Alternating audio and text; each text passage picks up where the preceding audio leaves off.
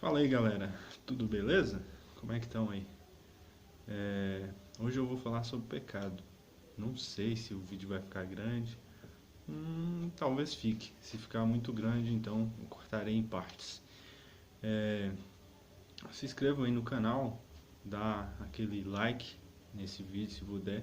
Quiser compartilhar com seus amigos e chegados, também é uma sugestão.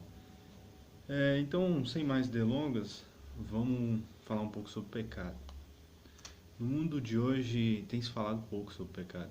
E quando vai falar, fala de um modo meio romantizado, para agradar uns e outros também. Muitas vezes até se omite a questão do pecado. Muitas vezes diz que, isso não é pecado, isso também não é. Mas enfim, vamos uma análise básica. O que é pecado? Aí temos que chegar a uma conclusão. Então, Deus criou o mundo, criou plantas, criou os animais, criou tudo isso. E em Gênesis 1, capítulo 1, versículo 27, Deus cria o homem e a mulher. O interessante é que ele cria o homem e a mulher à sua imagem e semelhança. Ou seja, inicialmente estava tudo bem, né? No princípio Deus criou o céu e a terra, e por aí vai. Criou o homem, estava tudo bem. Até então, o pecado ainda não tinha se alastrado ali com o homem, mas o pecado já existia. Como assim já existia? Porque antes tem a questão dos anjos. No céu, Deus mostra a eles uma realidade futura, ou seja, a reencarnação do Verbo. É muito interessante. Um homem que se faz carne, um homem de carne e osso que é o próprio Deus.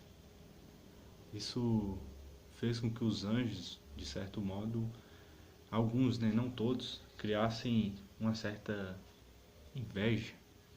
Tipo, o ser humano ele é inferior a nós. Por que vai se reencarnar no homem? Então daí surge a soberba. Não ter aquele olhar com humildade, mas se colocar acima. Então esses anjos se colocavam acima do ser humano de tal modo e começaram a querer ser também deuses, ou colocar-se acima de Deus. Queriam se colocar. E esse foi o pecado de Lúcifer e dos demais anjos, a soberba. Querer ser como Deus, querer ser o próprio Deus, não contar com as forças do Deus verdadeiro, mas com suas próprias forças. Então, nisso Deus criou um homem, tempos depois, e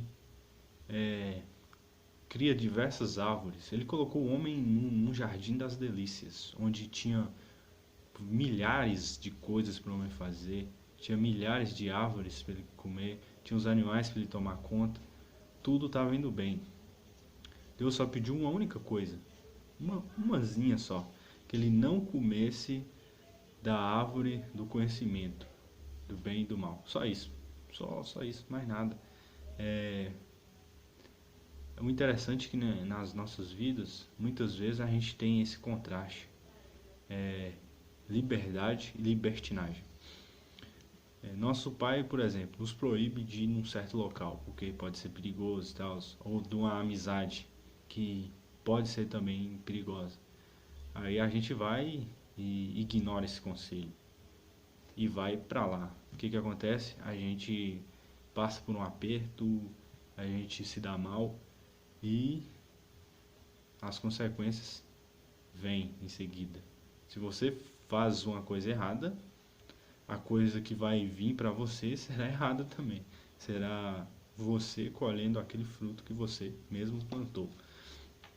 Então, Adão e Eva só tinham essa única recomendação: não comam, mas podiam comer das demais. Satanás, com sua astúcia, vem até eles. O interessante é que ele já chega perguntando assim: é verdade que vocês não podem comer de nenhuma das árvores? Então ele inverte a coisa. ele pega uma inverdade e joga para isso já é uma tentação para tentar Eva. E aí ela até vem tentando defender Deus. Ela diz: não, nós só não podemos comer de tal árvore, ou seja, uma única árvore, que era a árvore do conhecimento. Então Satanás, a partir disso, inverte as coisas totalmente com essa capacidade que ele tem da mentira e diz que na verdade aquela árvore daria a eles conhecimento e eles seriam como Deus. Então aí vem a tentação. Ele usa de inverdades para enganar. E são verdades assim, entre aspas, bonitas, que iludem, que enganam. E foi assim que ele tentou enganar Eva. E teve êxito. E aí ela dá sentimento àquilo e começa a ter aqueles pequenos pulguinhos atrás da orelha. Será que ele está falando a verdade? Eu acho que sim. Então aí vem aqueles três pontos da tentação que fala lá no Gênesis. Ela viu que aquela fruta era boa para comer, que era a da árvore que Satanás ofereceu. Viu também que ela era bonita aos olhos, ela tinha uma certa beleza. E o último, ela era boa para adquirir conhecimento ou poder, que seria ser como deuses. Então aí está as três causas de pecado no mundo, que vocês vão ver em muitas partes da Bíblia. Por exemplo, em João, no livro de João, na verdade, carta de João, epístola, na verdade, no capítulo 2, versículo 15 ao 17.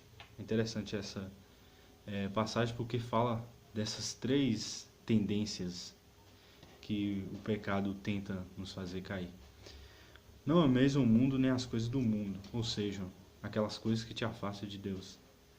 Se alguém ama o mundo, não está nele o amor do Pai, porque tudo o que há no mundo, a concupiscência da carne, ou seja, o comer, ela viu aquela fruta e sentiu aquela vontade de comer, ou seja, relacionado ao prazer.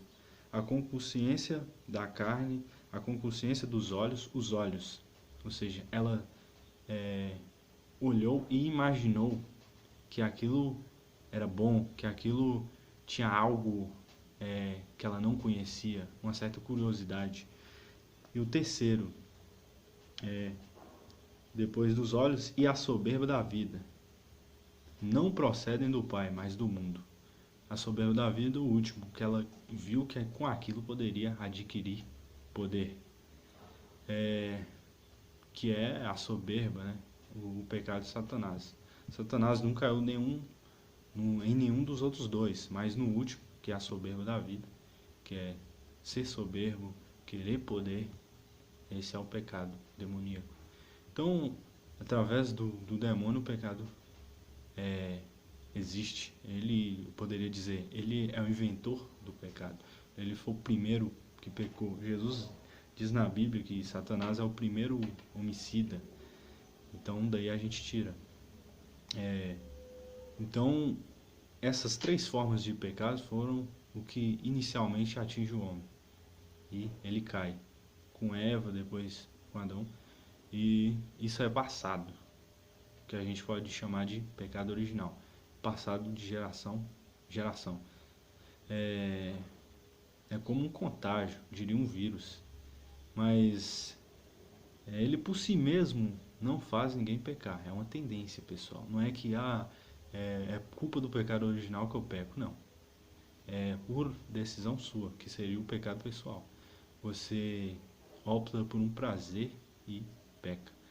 Então, o primeiro pecado, a primeira tendência, que é relacionada ao comer, é uma tendência ao prazer. E aqui é nele que está a raiz dos prazeres. Por exemplo, você precisa beber para matar a sede, você precisa comer para matar a fome. Tudo isso é relacionado com essa concupiscência da carne. Até então, tudo bem. Quando ele é equilibrado, está tudo bem. Mas uma vez que ele perde esse controle com a tendência, o homem se deixa levar-se pelo pecado, aí vem as drogas, o sexo desregrado, as bebedeiras, tudo isso. Pois o homem busca um prazer em algo passageiro. E aí ele só vai se afundando. Mas você pode ver um drogado, ele vicia ali em cocaína, ele está sempre utilizando. Quando acaba o efeito, ele depara com quem ele é. Ou seja, alguém que é vazio, alguém que não tem personalidade. Então isso dói nele. Muitos jovens passam por isso. Mas só em Deus tem esse equilíbrio. Quando a pessoa caminha até Deus, esses vícios também vão ficando de lado. Ele vai tendo uma força a mais, que a gente pode chamar de graça. Ele recebe, Deus dá para todos, mas a decisão final vai ser sua. O que você faz com essa graça? Se você continua preso no pecado, aí vem essa questão. Ou se você se deixa levar-se pela essa graça e está disposto a abrir mão desses pecados. Depois tem a questão do olhar, que é a concupiscência dos olhos, que é a imaginação, que é um problema. Nossos pensamentos podem nos levar tanto a algo bom como para a nossa própria ruína. Às vezes, aqueles sofrimentos começam aqui. Você vê muitas pessoas com depressão, são mais de, parece que 300 milhões de pessoas no mundo. Isso é um número muito grande, né? E essas pessoas sofrem muitas vezes antecipadamente, em pensamentos apenas. O pensamento pode acarretar muitas coisas.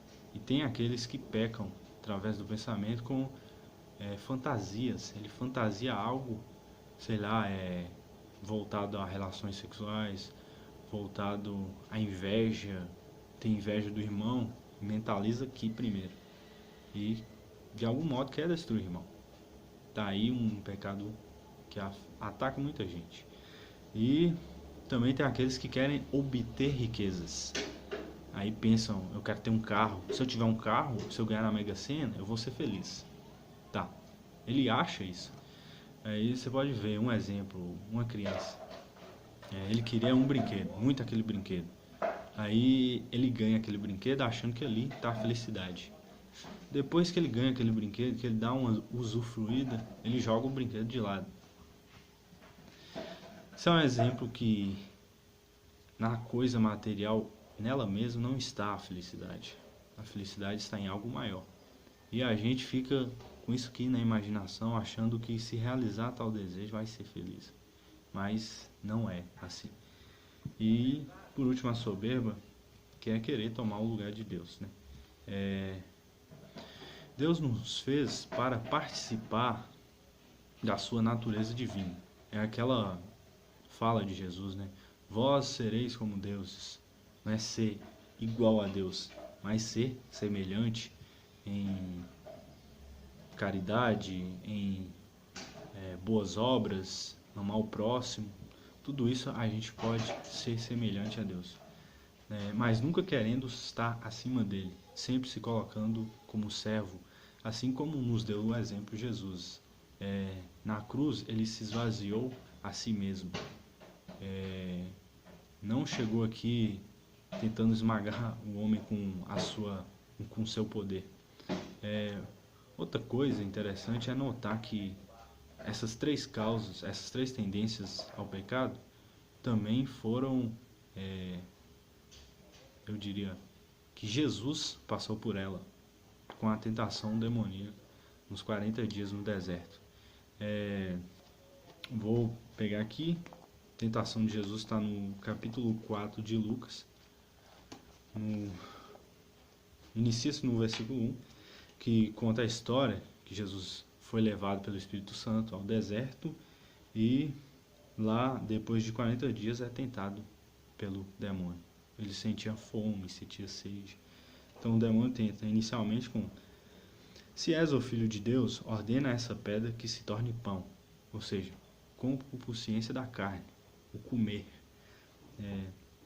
Aí Jesus responde: está escrito, não só de pão vive o homem, mas de toda a palavra de Deus.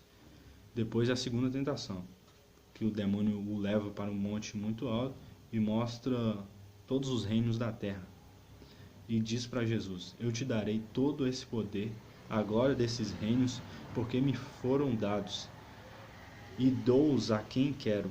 Portanto, se te prostrartes diante de mim, tudo será teu. Aí está a concupiscência dos olhos, olhar, querer ter, querer adquirir aquele bem, aquele conhecimento. Então Jesus responde: está escrito, adorarás o Senhor teu Deus e só a Ele servirás. Então tá aí. E por último, o demônio leva Jesus a Jerusalém e ao ponto mais alto do templo, disse-lhe: se és o filho de Deus, lança-te abaixo, porque está escrito, ordenou a seus anjos a teu respeito, que te guardassem e que te sustivessem em suas mãos, para não ferires o teu pé em alguma pedra. Então aí está a soberba da vida. Querer mostrar poder, mostrar os anjos servindo ele para todo mundo, ou seja, esmagar o homem com seu poder, porque isso o homem o veria como um Deus que fosse carrasco e tudo mais. Mas essa não era a proposta de Jesus. Ele esvaziou-se a si mesmo. Então a resposta dele é simplesmente: não tentarás o Senhor teu Deus. Ou seja, não se coloque no lugar de Deus. Não tente fazer as vezes de Deus. Então Cristo se fez humilde e nos ensinou o caminho. É possível vencer sim as tentações. O interessante é que essas três tendências, a igreja propõe três formas de vencê-las. E cada uma dessas três formas de vencê-las vai de enfrentamento a uma dessas tendências. Inicialmente, a gente tem a tendência da concupiscência da carne, ou seja, o comer. A igreja propõe o jejum, para que possamos batalhar contra essa tendência. A segunda tendência é a concupiscência dos olhos. E a igreja propõe a penitência, que nos ajuda a centrar os nossos pensamentos e focar em Deus. E por último, em luta contra a soberba, que é a terceira tendência, a igreja propõe a esmola ou caridade. Uma pessoa que tem caridade, que visa ajudar o próximo, ele foge da soberba, porque ele não quer ser melhor do que ninguém, mas ele quer servir. Esse é o propósito do cristão: servir, ser útil, fazer a vontade de Deus. E finalizando, só um pequeno contraste, que é uma coisa análoga. Enquanto Eva queria tudo, por isso